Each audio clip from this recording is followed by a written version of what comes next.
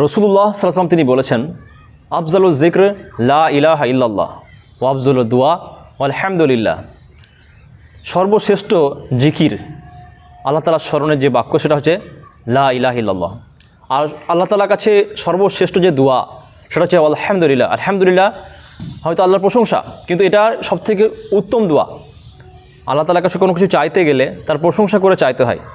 আমরা যখন পৃথিবীতে কোনো ব্যক্তি কারো কাছে কোনো জিনিস চাই, তার যদি প্রশংসা আমরা করে দিই, তাহলে সে না চাইতে জিনিসটা যেমন দেয়, ঠিক তেমনি আল্লাহ তাআলার কাছে সবথেকে উত্তম বাক্য দোয়ার জন্য আলহামদুলিল্লাহ। তো একটা হাদিস, আবু সিনান রহমহুল্লাহ তিনি তার বাচ্চাকে যখন গোরস্ত করছেন, কবরে শুয়ে এবার উঠবেন, আবু তালা রহমহুল্লাহ তিনি তার হাতটাকে দিলেন, আবু সিনানকে কবর থেকে তুললেন। তোলার সময় তিনি বলছেন, আবু সিনান, আমি কি তোমাকে একটা সুসংবাদ দেব? তিনি বলে, অবশ্যই একটা সুসংবাদ দিন। মুহূর্তটা কেমন? তার সন্তান মারা গেছে, সে কবর থেকে তুলছে, এই মুহূর্তে এই মোমেন্টে সে বলছে একটা সুসংবাদ দেব। সে বলছেন, হ্যাঁ সুসংবাদ দিন।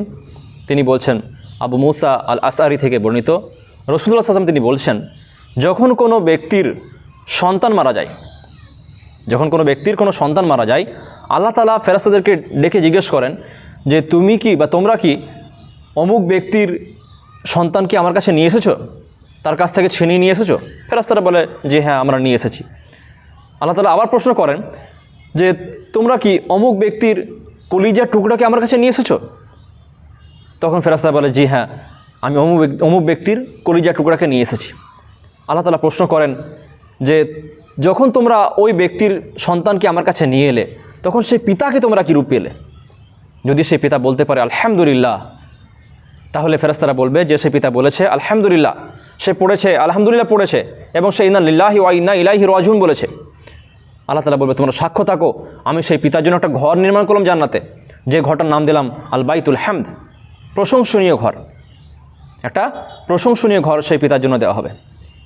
আমরাও চেষ্টা করব বিপদে আপদে বালা মুসিবতে যখন পড়ব আলহামদুলিল্লাহ পড়ব। আল্লাহ তাআলা আমাদের তৌফিক দান করুক।